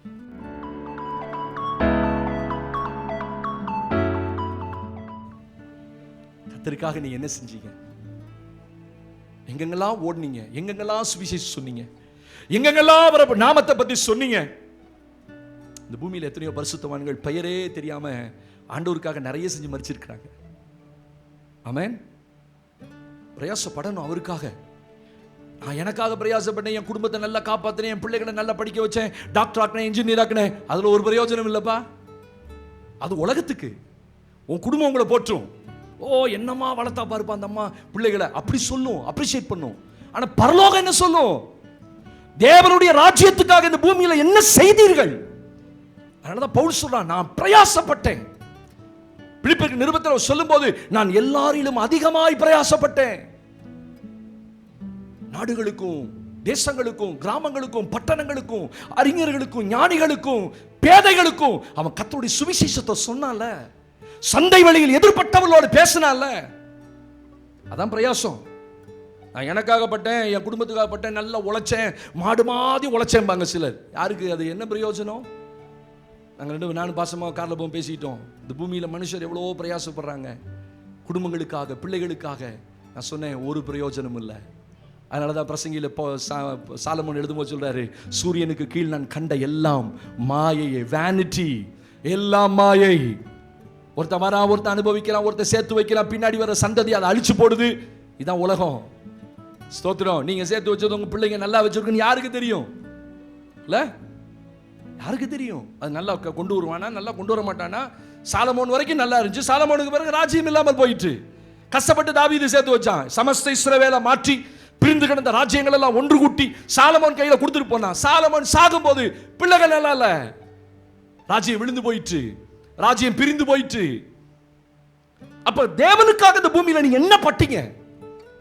ஒரு நாள் ஊழியம் செய்ய கூப்பிடுறோம், அதுக்கு மனசு இல்ல. ஒரு நாள் அந்த ஊழியத்தை தாங்கிறதுக்கு கூப்பிடுறோம், மனதில்லை.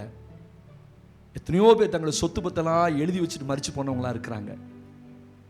ஆண்டவர் சொல்றாரு, இந்த பூமியில நீ கர்த்தருக்காக என்ன பிரயாசப்பட்டியோ அதை தான் பரலோகத்தில் ஜீவ புஸ்தகத்தில் எழுதி வைத்திருப்பார். நான் குடும்பத்துக்காக பிரயாசப்பட்டேன், எனக்காக பிரயாசப்பட்டேன், நல்லா படித்தேன், பெரிய ஆள் ஆனேன், என் குடும்பத்தை நல்லா கொண்டு வந்தேன். ஆண்டவருக்கு அது தேவையில்லை. அது ஒரு பக்கம் இருக்கட்டும், அது தேவன் உங்களுக்கு கொடுத்த பொறுப்பு. அதன் மத்தியில் நம்ம கர்த்தருக்காக என்ன செய்கிறோம்? பவுல் பலரை பைபிள் எழுதி வச்சிருக்கிறாரு. அவர்கள் எனக்காக கர்த்தருக்காக பிரயாசப்பட்டார்கள். திரிபோனாலையும் திரிபோசாலை வாழ்த்துங்கள், அவர்கள் கர்த்தருக்குள் பிரயாசப்பட்டார்கள். மார்க்குவை வாழ்த்துங்கள், அவன் கர்த்தருக்காக பிரயாசப்பட்டான். எத்தனையோ பரிசுத்தவான்களை பைபிள்ல கர்த்தர் எழுதி வச்சிருக்கார். நீங்க ஆண்டவருக்காக இந்த பூமியில பிரயாசப்படலை அப்படின்னா உங்க பேர்ல அங்க ஒண்ணுமே எழுத மாட்டார். நான் வந்தேன் பாஸ், நான் ஆண்டவரே, நான் போனேன் ஆண்டவரே, நான் ஒழுங்கா சர்ச்சுக்கு போனேன் ஆண்டவரே, நான் ஒழுங்கா எங்க லைன்ல உட்காந்துக்குவேன் ஆண்டவரே, என் இடத்துல தான் உட்காருவேன் ஆண்டவரே, என் இடத்துல வேற யாரும் உட்கார்ந்தாலும் நான் முறைச்சு பார்ப்பேன் ஆண்டவரே, அவங்க எந்திரிச்சு போயிடுவாங்க ஆண்டவரே. ரொம்ப அழகான கூட்டம் இல்ல? இங்க இருந்து பார்த்துக்கிட்டே இருக்கேனே, உங்க இடத்துல வேற யாராவது உட்காந்துட்டாங்கன்னா ஒரே பார்வை தான். ஆனா அவனும் பரவாயில்ல, நல்ல விசுவாசி, புரிஞ்சுக்கிறாங்க, அழகா எந்திரிச்சு பின்னாடி போய் உட்காந்துக்கிறாங்க. என்ன, அது அவங்க இடமா? நீங்க சிலர் தான் மாறி மாறி உட்காருவீங்க, சிலர் பாருங்க தங்களுடைய இடத்துல உட்காருவீங்க. ரொம்ப சந்தோஷம், அது உங்களுக்கு ஒரு இடம்னு வச்சுக்கோங்க. ஆண்டவருக்காக என்ன பட்டீங்க? ஜீவ புஸ்தகத்தில் என் பெயர் எழுதப்பட்டது, ஆனா என் கிரியைகளை தேவன் என்ன எழுதியிருப்பார்? நீங்க கர்த்தருக்காக என்ன பிரயாசப்பட்டீங்க? சொல்றான், 40 அடிகள் ஒன்று குறைய 5 முறை நான் அடிக்கப்பட்டேன், காவலில் இருந்தேன், பசியில் இருந்தேன், நிர்வாணத்தில் இருந்தேன், ஸ்தோத்திரம், கடற்பிரயாணத்தில் இருந்தேன், கப்பல் மோசத்தில் இருந்தேன். இதெல்லாம் நான் அவருக்காக பிரயாசப்பட்டேன். இதை தாண்டி ஒரு வார்த்தை எழுதுறாரு, அவர்கள் எல்லாரிலும் நான் அதிகமாய் பிரயாசப்பட்டேன். யார சொல்றாரு? 12 அப்போஸ்தலர்கள் படாத பிரயாசத்தை கர்த்தருக்காக அவங்க பட்டாங்க. இந்த ஒரு நாள் நாங்கள் இங்கே வந்து நிற்கிறதுக்கு நாங்கள் எவ்வளோ பிரயாசப்படுறோன்றது விசுவாசிகளுக்கு ஒரு சிலருக்கு தெரியும். நேற்றெல்லாம் உட்காந்து பிரயாசப்பட்டு தேவ சமூகத்தில் விழுந்து கிடந்து கர்த்தருடைய வார்த்தையை வாங்கி இங்கே ஒரு கூட்டம் சபையில் ஆயத்தப்படுது, வெள்ளை அடிச்சு, ஒட்டல் அடிச்சு, வாலிப பசங்க செஞ்சு, இத்தனையும் செஞ்சாதான் இங்கே இவ்வளோ பெரிய ஆராதனை நடத்த முடியும். அதுக்கு நேற்று இரவு உட்காந்து 1 மணி நேரம் ஆண்டவரை ஜெபம் பண்றோம், உங்க பிரசன்னம் வரணும், உங்க மகிமை வரணும். சும்மா இல்ல, தேவன் பிரயாசம். எப்படி வேணா சபை நடத்தலாம், சபை எப்படி வேணா நடத்திட்டு போகலாம். காலையில் வாங்க எல்லாரும் ரைட், மூடணுமா இழுத்து முன்னமா போங்க, இப்படி அல்ல. நான் ஒவ்வொரு நிமிஷமும் நான் யோசிக்கிறேன், இந்த பூமியில கர்த்தர் கொடுத்த வேலையை கரெக்டா செய்யணும். ஆமென். நிறைவா செய்யணும். என் இருதயம் சொல்லணும், ஊழியக்காரனே வெரி குட், உன்னால முடிஞ்ச அளவு நீ கர்த்தருக்காக செய்து கொண்டிருக்கிறாய். அந்த மனசாட்சியினுடைய அப்ரிசியேஷன் ஒரு தேவ பிள்ளைக்கு வேணும் இல்ல? சர்ச்சு டூட்டிக்கு வாங்கன்னா அதுக்கு அத்தனை பேச்சு பேசுறீங்க. நான் சொன்னேன், யாரையும் கூப்பிடாத, விட்டுரு, அது அவங்கவுங்களுக்கு தேவன் கொடுத்தது. யாரை கர்த்தர் எழுப்புறாரோ எழுப்பட்டும், யார் செய்யணுமோ செய்யணும். மாசத்துல ஒரு நாள் வாங்கலாம், ஒரு கூட்டுங்களேன், ஒரு கொட்டை அடிங்க. கர்த்தருக்கு என்ன பட்டீங்க? நாங்கள் படிச்சிருக்கிறோம் அப்படி, அதெல்லாம் குப்பையில போட்டுக்குங்க. அதெல்லாம் பரலோகத்துக்கு போனால் ஒன்றுமே விளங்காது, அதெல்லாம் ஒன்றும் ஆகாது. கர்த்தருக்காக என்ன செய்தீங்க? ஆமென். ராகுல் காந்தி போய் உட்காந்து பஞ்சாபில் சீக்கிய குருத்வாரால உட்காந்து செருப்பு துடைக்கிறாரு, தெரியுமா உங்களுக்கு? பார்த்தீங்களா? ஏன்னா சீக்கியரோட ஓட்டை வாங்கணும். அவ்வளோ பெரிய மனுஷன், ராஜகுமாரன் பரம்பரையில் பிறந்தாள். சீக்கியர்கள் வாழ்ந்த இதில் உட்காந்து, சீக்கிய குருத்வாரால உட்காந்து எல்லாருடைய செருப்பையும் துடைக்கிறார்.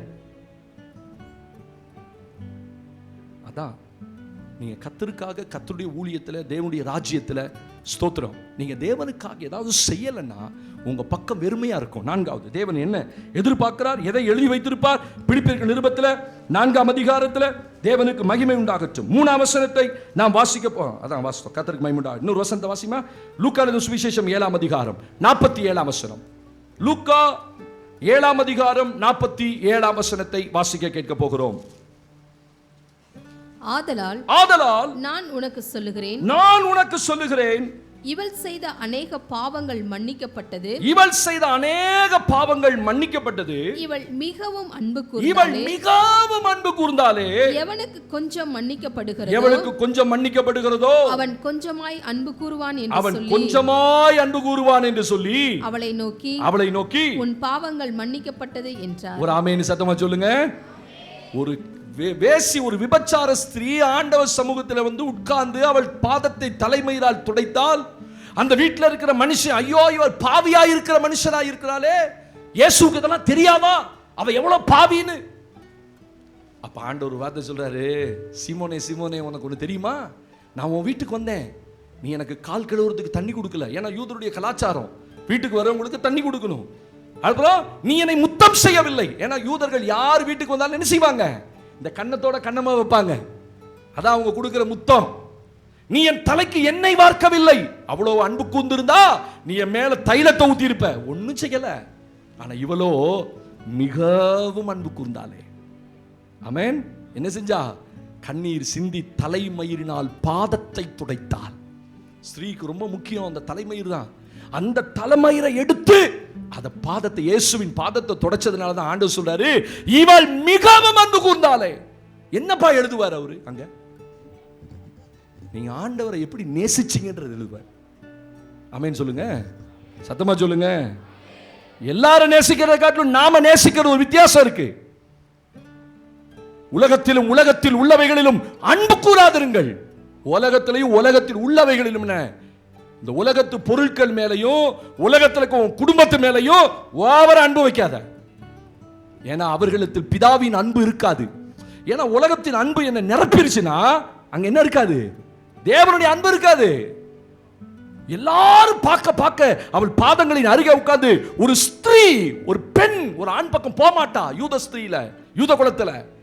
ஆனா இயேசுவின் பாதத்தருகே உட்கார்ந்து கண்ணீர் சிந்தி தலைமயிரால் துடைத்தாள், அழுதுகிட்டே இருந்தா ரொம்ப நேரம். ஆண்டவர் தொட்ட உங்களுடைய வாழ்க்கையெல்லாம் பாருங்களேன், வித்தியாசமா இருந்துச்சு. ஆமென். நீங்க நிறைய பேர் ஆராதனை அழுதிங்க. அந்த அன்பு வரணும் மறுபடியும். ஆண்டவர் மேல இருக்க அன்புல இந்த சபை நிக்கணும். அல்லேலூயா. வேற எதுக்காகவும் சபைக்கு வரக்கூடாது. நேசிக்கிறவங்க மட்டும்தான் கடைசி வரைக்கும் ஆண்டவரை பற்றி கொள்ள முடியும். நீ ஏதாவது கிடைக்கும், என்ன பெரியவன் ஆக்குவார், என்ன அப்படி ஆக்குவார், என்ன பெரிய மனுஷன் ஆக்குவார், என் கடலெல்லாம் மாத்திடுவார், அப்படிலாம் ஆண்டவர் ஒரு நாள் செய்ய மாட்டார். நீ ஆண்டவரை நேசிக்க கற்றுக்கொள்ளுங்கள். ஆண்டவரை நேசிச்ச என்ன அடையாளம், அவர் கற்பனையின்படி நடப்பதே அன்பு. யோவான் எழுதுறாரு, நீ ஆண்டவர் ரொம்ப நேசிக்கிறியா, ரைட், எத்தனை பேர் நேசிக்கிறேன், இப்ப எல்லாரும் கை தூக்குவீங்க. ஆனா நேசிக்கிறதுக்கு அடையாளம் என்ன, அவர் கற்பனையின்படி நடப்பதே, வசனத்தின்படி நடக்கிறது அன்பு. ஆமென். கற்பனா இயேசுவை நேசிக்கிறேன் வசனத்தின்படி வாழாவிட்டால் அது அன்பு இல்லையே. நீ ஆண்டவரை நேசிச்சு இந்த உலகத்தில் இருக்கும்போது அவருக்கு என்ன கொடுத்தீர்கள்? பாருங்க, விலையேறப்பட்ட தைலத்தை கொண்டு வந்து உடைச்சு இயேசுவின் தலையில ஊத்தி, அதுக்கு பேரு அலபாஸ்டர் ஜார் என்று எழுதப்படுகிறது. இயேசுவின் சரீரத்தை தலையில ஊத்துனது விலையேறப்பட்ட தைலம், பயங்கர காசு. அதனால தான் சொல்றான், யாரு, யூதா சொல்றான், இதை 300 பணத்துக்கு வித்து தரித்திரருக்கு கொடுத்துருக்கலாமே. 300 பணம் என்பது எத்தனையோ பயங்கரமான டாலர், $60,000. அவ்வளோ விலையேற பெற்ற ஒரு தைலத்தை கொண்டு வந்து இயேசுவின் தலையில ஊத்துனாலா. அவ எவ்வளவு நேசிச்சிருக்கு. கொடுக்கிறது என்பது கற்பனை, அன்பு கூறுவது என்பது கற்பனை நடப்பது. அன்பு கூறுவது தேவனுக்கு ஏதாவது கொடுப்பது. தன்னையே கொடுத்தது தானே அன்பு. அம்மாவா இல்லையா? இயேசு தன்னை கொடுத்து தான் அன்பு கூர்ந்தார். அவரை தந்தருளி இவ்வளவாய் உலகத்தில் பிதாவாகிய தேவன் அவர் குமாரனையே தந்தருளி. நீங்க ஆண்டவருக்கு என்ன கொடுக்குறீங்க சொல்லுங்க பாப்போம். கொடுத்து வருஷ கணக்கில் ஆச்சு. தசம்பாகம் இல்லை, காணிக்கை இல்லை, ஒரு அன்பு காணிக்கை இல்லை, ஒரு பர்த்டே காணிக்கை சொல்லுங்களேன். எத்தனை போன மாதம் 21 பேருக்கு பர்த்டே. நீங்களே கிராண்டாக செலிப்ரேட் பண்ணி ஊரில் இருக்கவங்களாம் கூப்பிட்டு கேட்க வெட்டி, ஒரு பாஸ்ட்டுக்கு ஒரு ஃபோனு. உணர்வில்லாத இருதயம். ஒன்று தாய்க்கு இருதயம் இருக்கணும், தகப்பனுக்கு இருதயம் இருக்கணும். பாஸ்டர் ஃபோன் பண்ணியா, ஊரெல்லாம் கூப்பிட்டு எல்லாம் கேட்க வெட்டி அதை கொண்டாடி, ஓ ஹாப்பி பர்த்டே, அடுத்த வருஷம் உனக்கு ஜீவன் வேணாம், ஜீவன் வேணுமா வேணாமா? ஒரு நன்றி சொன்ன ஆண்டவர்கிட்ட எந்திரிச்சு ஒரு ஊழியக்காரனை கூப்பிட்டு, பாஸ்டர் எனக்கா ஜெபம் பண்ணுங்க, உன் ஜீவனுக்கு உத்தரவாதி இல்லையா நான்? ஒரு ஊழியக்காரனை கூப்பிட்டு ஒரு ஃபோன் பண்ணுறதுக்கு என்ன? அவ்வளோ கூட உங்களுக்கு உணர்வு இல்லை. சின்ன பையன் ஃபோன் பண்ணுறான், பாஸ்டர் எனக்கு பிறந்த நாள், ஜெபம் பண்ணுங்க. எனக்கு ஒன்றும் வேணாண்டா, நான் உன்னை ஆசீர்வதிக்கிறேன்டா, ஜெபம் பண்ணுறேன். ஏன் அந்த உணர்வு? எனக்கு 60 வயசு ஆயிடுச்சு, நான் என்னத்தை கொண்டாடுறது? உனக்கு கொண்டாடவா சொன்னாங்க? இப்போ 60 வயசுக்கு என்ன கேக் வெட்டி கொண்டாடுறது? கேக் வெட்டிலாம் கொண்டாட சொல்ல, ஒரு பிரேயர், ஒரு ஜெபம், ஒரு ஊழியக்காரன் அழைத்து ஒரு நன்றி காணிக்க. ஐயா என்னை 1 வருஷம் ஃபுல்லாக காப்பாத்துனீங்க ஐயா, என் ஜீவனை கொடுத்து காப்பாத்திருக்கீங்க. ஒன்று பிள்ளைக்கு இல்லை, தாய் கொண்டு வந்து ஒரு 100 ரூபா காணிக்க கொடுத்து, என் பிள்ளை இந்த வருஷம் முழுசு அவளுக்கு உணர்வே கிடையாது, அவள் ஜெபம் பண்ணல, அவன் சரியா சபைக்கு வரல, அவன் சரியா சபைக்கு வரல, என் மகன், ஆனால் அவனுக்கு காணிக்க கொடுக்குறேன். அதானப்பா உணர்வு இல்லை? நீங்கள் அப்புறம் எப்படி அன்பு கூறுறேன்றீங்க? இயேசு எப்படி அன்பு கூற முடியும்? எங்களை என்ன நேசிக்கிறேன் பாட்டு மட்டும்தான். நாங்கள் என்ன அழுவன்னு கேட்கிறேன். நடிப்பு அவ்வளவும். கற்பனையின்படி நடப்பதுதான் அன்பு, தேவனுக்கு கொடுப்பதுதான் அன்பு. அவர் தன்னையே கொடுத்துதான் அன்பு கூர்ந்தார். சொல்லுங்க, சம்பாதிக்கிறதுல 10ல் 1 நீங்க கொடுத்தா தான் நீங்க அன்பு கூறுறீங்க. அதான் அன்பு. வர வர மாமியா கழுத போனாலாம், நம்ம ஏன் இவ்வளவு கொடுக்கணும் அப்படின்னு ஒரு எண்ணம் வந்துருச்சு போல. வச்சுக்க, ஆண்டவர் நினைப்பார், நான் ஏன் உனக்கு இவ்வளவு கொடுக்கணும் அப்படி அவர் நினைச்சா திருப்பி நாங்களே கஷ்டப்படுகிறோம். கஷ்டப்பட்டால் கஷ்டத்தில் கொடுக்க தான் சொன்னாரு. தெசலோனிக்கேயர்கள் தரித்திரத்தில் கொடுத்தானா இல்லையா? சபை சத்தியத்தை விளங்கிக்கணும். ஆமென் சொல்லுங்க. தரித்திரத்தில் கொடுத்தார்கள். சம்பளம் கம்மியோ சம்பளம் உயர்வோ கர்த்தர் நாளைக்கு கூட்டி கொடுப்பார். கூட்டி கொடுக்கணும். ஆமென் சொல்லுங்க. இல்லைன்னா கர்த்தர் சம்பளத்தை குறைச்சிருவார். 4 வார சம்பளம் வாங்கி 2 வாரம் தசமா கொடுக்குறாள் இருக்கு. நான் கேட்கவே மாட்டேன். அது ஒன்னோட அந்த தரித்திரம், அந்த ஒன்னோட குறைவு.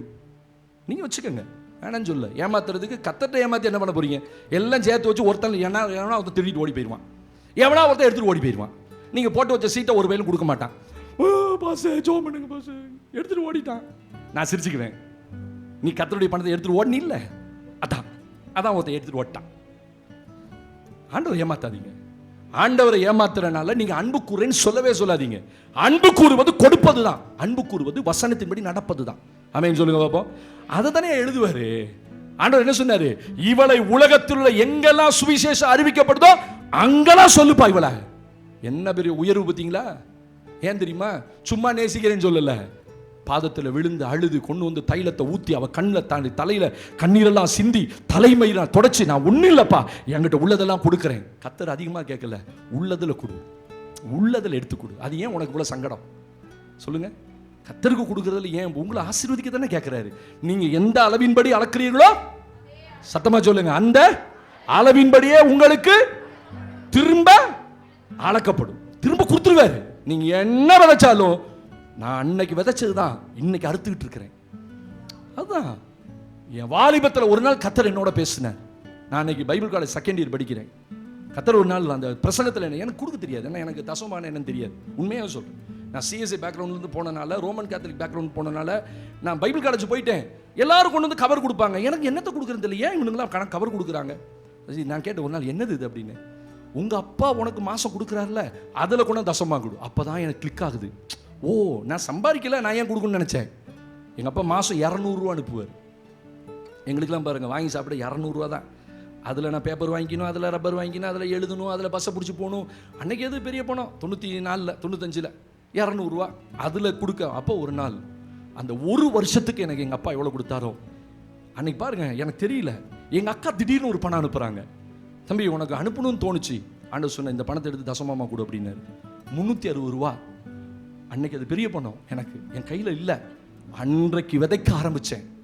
நான் சொல்கிறேன், எனக்கு விவரம் தெரிஞ்சு 1 மாதம் கூட நான் கொடுக்காம இருந்ததே கிடையாது. இன்னைக்கு 31 வருஷம் நான் தேவனுக்கு ஒவ்வொரு மாதமும் நான் கொடுத்துட்டே தான் இருக்கேன். தரித்திரனுக்கு கொடுக்குறேன், தெரிந்தவங்களுக்கு கொடுக்குறேன், விதவைகளுக்கு கொடுக்குறேன்.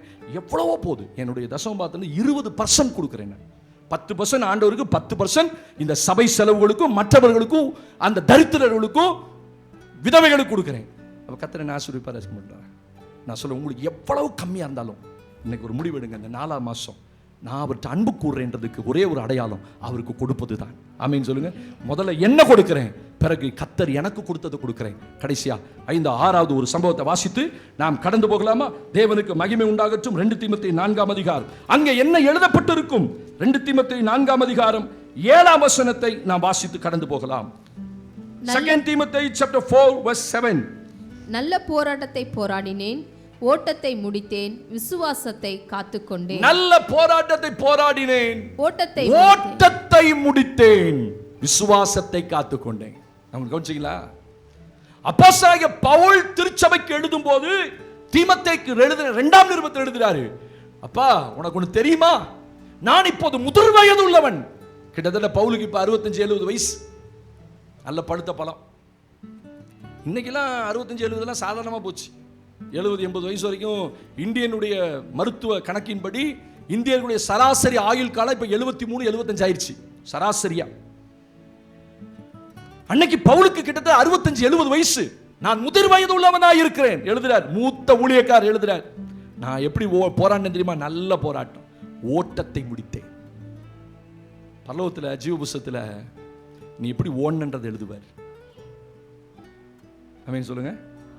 கர்த்தருக்குள்ள எப்படி ஓடுனீங்க? கரெக்டா ஓடுனியா? தாறுமாறா ஓடுனியா? எப்படி எப்படியோ ஓடி கடைசியில் வந்து சர்ச்சுக்குள்ள உட்கார்ந்துட்டேன்றீங்களா? உங்க ஓட்டத்தை கர்த்தர் பார்ப்பார். ரொம்ப அழகா எழுதுறான், நல்ல போராட்டம் போராடினேன், ஐ ஃபினிஷ் மை ரேஸ். ஒழுங்கா ஓடினேன்ப்பா. என் ஓட்டத்தை பரலோகம் வாட்ச் பண்ணுது. ஆமென் சொல்லுங்க. என் ஆவிக்குரிய வாழ்க்கையினுடைய ஓட்டத்தை நான் எப்படி ஓடிக்கொண்டிருக்கிறேன்? விழுந்து விழுந்து ஓடுறேனா? தடுமாறி தடுமாறி ஓடுறேனா? எந்திரிக்க முடியாம ஓடுறேனா? சிலருடைய ஆவிக்குரிய வாழ்க்கையை எந்திரிக்கவே முடியாத அளவுக்கு ஏதோ அப்படின்ற மாதிரி ஓடிட்டு இருக்கீங்க. ஏதோ மாசத்துல ஒரு நாள் அப்படி இப்படி வந்து உள்ளே ஐயா இருக்கிறையா, நாங்களும் பரலோகத்துக்கு வந்துடுறோம் ஐயா. நானே உங்களை கூட்டு போனாலும் அவர் ஏற்றுக்கொள்வாரான்னு தெரியல. இல்லையா சொல்லுங்க. நானே ரெக்கமெண்ட் பண்ணுவேன், ஆண்டவரே கூப்பிடுவேன், விசுவாசி உங்க பேர் சொல்லுவேன், உள்ளவா ஆனா சொல்ல, ஐயே இதை உள்ள விட மாட்டேன், எப்பா எப்படியாவது விட்டுருங்கப்பா. நான் விட்டுருவீங்கன்னு சொல்லி தான் கூப்பிட்டு வந்தேன். நான் என்ன சொல்லுவேன், நீங்க விட்டுருவீங்க, நான் கன்ஃபார்ம் உங்களுக்கு பரலோகத்துக்கு போறதுக்கு அப்படின்னு நான் சொன்னேன். என்னைக்காவது ஒரு நாள் நீங்க பரலோகத்துக்கு போறதுக்கு நான் கன்ஃபர்மேஷன் கொடுக்கவே மாட்டேன். ஒரு ஊழியக்காரர் சொல்லியிருக்காரு பைபிள்ல, நீ அங்க போய் நில்லு, உன்னை விட மாட்டேன்னு ஒரு தூதன் சொல்லுவான். எங்க பாஸ்ட் பேரை சொல்லி விட்டுருவாரு. பரவாயில்லையே, பயங்கரமான உபதேசமா இருக்குப்பா. என் பேரை சொல்லாங்க. அவன் அப்படி உள்ள நான் வந்து பேசுறேன், ஏன் விட மாட்டேங்கிற, உன்னை விட மாட்டேன். அப்ப இயேசுவை தான் நான் சொல்லுவேன், அவர் தான் எனக்கு என்னை இப்படி ஓட சொன்னார். உபதேசம்லாம் பயங்கரமா போச்சு. இப்ப பாஸ்ட் பேரை சொல்லிட்டு உள்ள போயிட முடியுமா? நானே ஒழுங்கா ஓடினா தான் அவர் உள்ள விடுவாரு. அல்லேலூயா. என் ஓட்டம் பரிசுத்த ஓட்டமா இருக்கணும், என் ஓட்டம் சரியான ஓட்டமா இருக்கணும், கரெக்டா ஓடணும். ஆவிக்குரிய வாழ்க்கையில எல்லாம் கரெக்ட். அந்த ஓட்டத்தை எதுக்கு சொல்றேன்? கரெக்டா இருக்கணும். ஆவிக்குரிய வாழ்க்கையில, சபை வாழ்க்கையில கரெக்டா இருக்கணும், ஜெப வாழ்க்கையில கரெக்டா இருக்கணும், விசுவாச வாழ்க்கை கரெக்டா இருக்கணும். அந்த தேவனுடைய வசனத்தை வாசிக்கிற கரெக்ட் ஒண்ணுமே செய்ய மாட்டேங்கிறீங்களே. பைபிளுக்கு உங்களுக்கு ரொம்ப தூரம். நான் கேட்கிற பைபிள் வாசி எத்தனை மாசம் ஆச்சு, எத்தனை வாரம் ஆச்சு சொல்லுங்க பாப்போம். நான் ஒரு லிஸ்டே கொடுத்தேன், எத்தனை பேர் அதை ஃபாலோ பண்றீங்க இன்ன வரைக்கும்? ஒழுங்கா சொல்லணும். கையை பரலோகம் பார்க்குது, தூக்கிவிட்டு அப்புறம் குத்துதே குடையுதேன்னு சொல்லக்கூடாது. 1 2 வெரி குட் தம்பி, 3 very good sister, good good, appreciate you, thank you so much.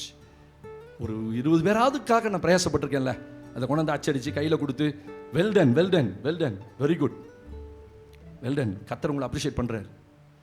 யார் பார்த்தா உங்களை யார் வாட்ச் பண்ணா? நானா கேட்டேன், இல்லை நீங்கள் அந்த ஒழுங்குக்குள்ளே இருக்கீங்கல்ல, அதுக்காக நான் சந்தோஷப்படுறேன். நல்லா படிங்க, பைபிளை படிங்க. விடமாட்டான் பிசாசு. செல்போன் காலம், கடைசி காலம், பிள்ளைகளை பைபிளுக்குள்ளே விடமாட்டான். ஏன்னா பரிசுத்த வாழ்க்கை பைபிள் காட்டும். அப்ப இந்த ஓட்டம் என்பது ஆவிக்குரிய ஒழுங்கு. ஆமென் சொல்லுங்க. சபை வாழ்க்கை கரெக்டா இருக்கணும்.